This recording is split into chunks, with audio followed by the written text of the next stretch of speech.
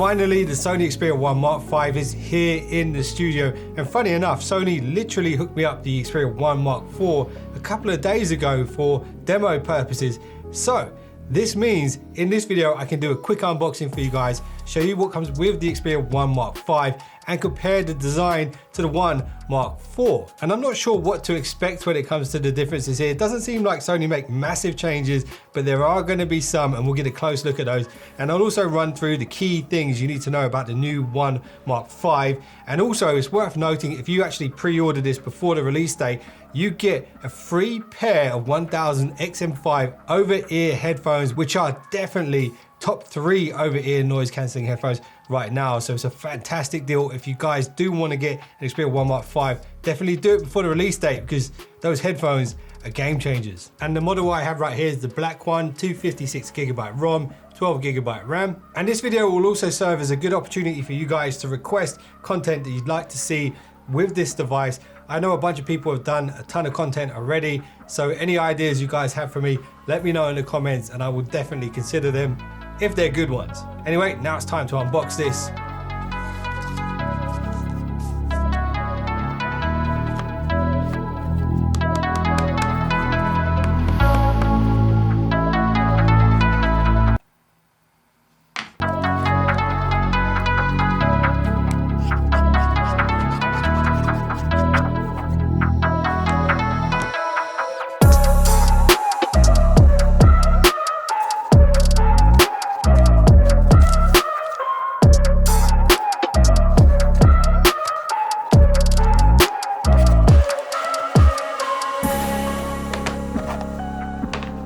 So one of the things you probably notice straight away when you compare the XM5 to the XM4 is the difference in the size of the optics. Now, I don't know if they've enlarged all 3 of them, but it appears that the entire module is definitely bigger. And when you have bigger glass and improved camera sensors, that's a win-win when it comes to photography. And we will find out when I put this to the test in future videos. And something else that's immediately noticeable is the difference in texture on the back of the device. The Xperia 1 Mark V now has this really grippy texture, which is definitely an improvement.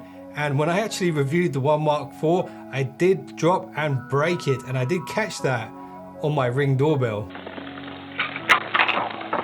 That was a nightmare. So any design upgrades that can prevent things like that from happening is a big thumbs up. But what's interesting about this texture is you can't really see it unless you look really closely, but you can definitely feel it straight away. Now, something else you might have picked up on is the relocation of the flash on the camera module. It's higher up now, and next to it is a rear-facing microphone for capturing better audio when shooting videos. And this is a feature that we have seen once before from Sony on Xperia Pro I device. And something else that Sony have carried over from the Pro I is the ridges down the side of the phone. Again, adding to the grip. The buttons are pretty much in the same position as they were on the Mark IV, with the camera shutter button still being present, still with the same texture.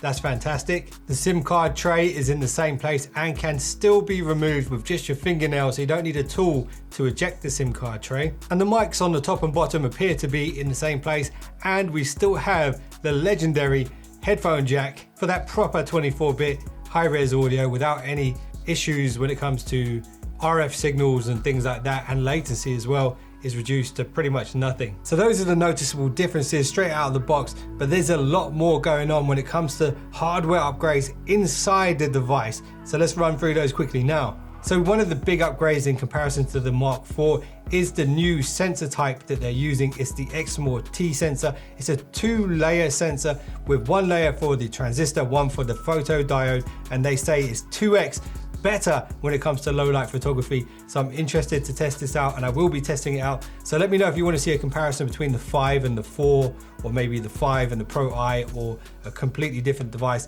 Let me know in the comments below. The display itself is still the same 4K HDR OLED, one of the only phones, in fact maybe the only phone other than the other Xperias, that has a 4K HDR display. So that's awesome to see, particularly when it comes to using this as a field monitor. Having that 4K OLED with the color accuracy that this has is very useful, and I shoot with Sony cameras, so this is fantastic for me. And one of the features which I'm really excited to test out is the ability to record from my Sony A7 camera straight onto the device instead of using an SD card. That is certainly an interesting feature. And of course, you've got all of the field monitor features like the false color and the focus peaking and all that kind of stuff baked into this device. So it kind of doubles up as a field monitor, a phone, amongst many other things. And this phone is really designed for creators. And I do kind of consider myself a creator here on YouTube, and I'm a Sony shooter as well. So really, I'm the perfect customer for this kind of device. And something that I really appreciate about this is the Cinetone for mobile. So this is something we see on Sony Pro Cineline cameras.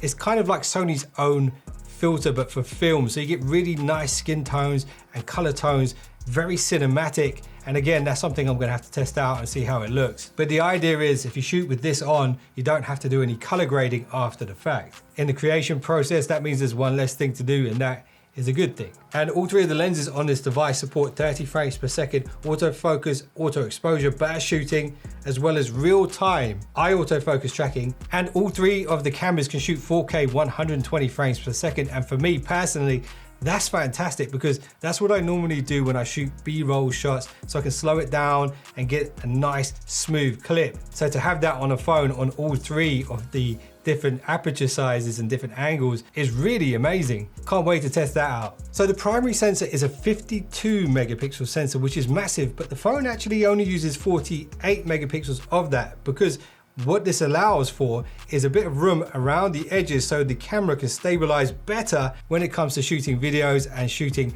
longer exposure photos. And of course it will bin down to 12 megapixels in the end once it's captured the shot. And the other two cameras are 12 megapixels as well. That's your telephoto and your ultra wide. And you will notice the Zeus T-Star branding on the camera module itself. If you're wondering what this is lens coatings that allow the light to slip through the lenses more accurately, reducing flares, reducing ghosting in your images and things like that. Some phones suffer really badly from this. I know, because I've tested several phones on this channel, and I've actually been to Zeus HQ and learned all about this kind of stuff that they do in collaboration with other brands. It's all about light flow and making sure that it flows directly to the sensor and not off to the sides and reflecting off of surfaces and things like that it shouldn't be. And just going back to the headphone jack, Sony are one of the only brands doing this now. And again, if you pre-order this, you can get some amazing headphones and wire them in. So if you're on a long flight or whatever, and you run out of battery on the headphones, you can still use the headphones passively if you want to. But something else about this phone, which is fantastic, is LDAC. Yes, it is in a lot of Android devices. Some devices it's kind of hidden away, but it is front and center on the Sony devices because they actually created it. And LDAC, if you don't know what it is, it's a 24-bit 192 kilohertz method of streaming high-res audio from your device to your headphones.